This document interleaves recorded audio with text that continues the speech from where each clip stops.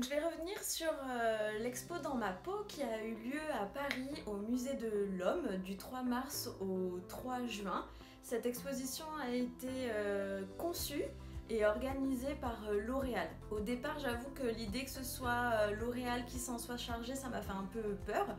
Je pensais surtout que ça allait être de la promotion pour le groupe, et en fait pas du tout. Ils nous ont vraiment permis de rentrer au cœur de la peau, et c'était vraiment pour moi une super expo. Souvent les retours étaient de dire que c'était un peu rapide, on avait vite fait le tour. Pour ma part, j'ai pas du tout trouvé. Effectivement, en 1 heure, on pouvait avoir fait le tour de l'expo, mais je pense que c'était suffisant pour être assez intéressant, surtout qu'ils ont essayé vraiment de nous capter.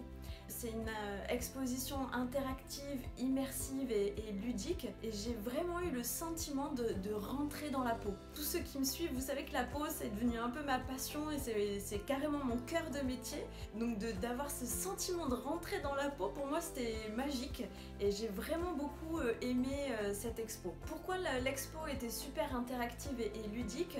Parce qu'elle était divisée en plusieurs pôles. On rentrait d'abord dans vraiment la structure de la peau. Les animations, elles étaient interactives parce que nous étions sollicités à toucher, à regarder, à écouter. On nous a fait participer en prenant une photo de notre visage pour déterminer notre phototype. Moi, ce que j'ai surtout apprécié, c'est la kératinisation, où on voit le kératinocyte dans son évolution.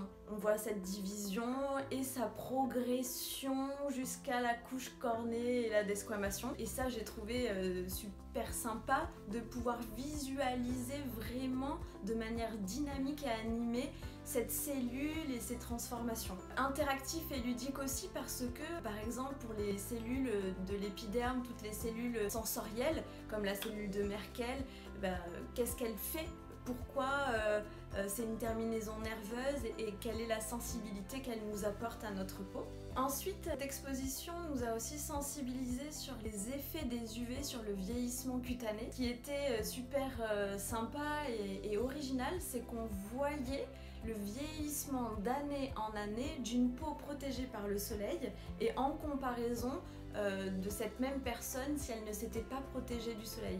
Et on voyait au fil des années qui s'écoulaient les modifications liées au vieillissement de la peau, le relâchement cutané, les taches pigmentaires, les rides, et au contraire la peau qui s'était protégée, qui vieillissait beaucoup mieux. Donc pour tous si je puis dire, les profanes de la peau ou les novices, ceux qui ne sont pas sensibilisés comme nous les esthéticiennes, je pense que ça peut avoir un réel impact sur leur sensibilisation à eux, de se protéger du soleil, et qu'est-ce que peut apporter nous, notre expertise, nos conseils pour les aider à bien vieillir. Comme je vous le disais au début de mon exposé sur cette exposition, ce que j'ai apprécié, c'est que ce soit pas une promotion du groupe L'Oréal. Ça n'empêche qu'à la fin de l'expo, il y avait une interview mise en scène d'un chercheur de L'Oréal.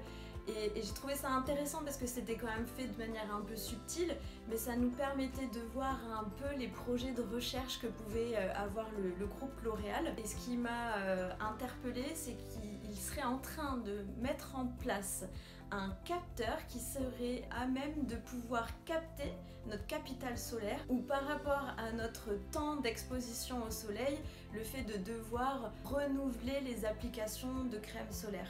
Ce qui était intéressant aussi, c'était de voir l'évolution et les recherches sur tout ce qui est reconstruction de la peau. Il y a eu des avancées folles. D'ailleurs, ça a été le sujet d'un article des Nouvelles Esthétiques du magazine du mois d'avril. J'espère qu'avec ce sujet, pour toutes celles qui n'ont pas pu se déplacer, on va pouvoir vous transmettre des images pour faire comme si vous y étiez.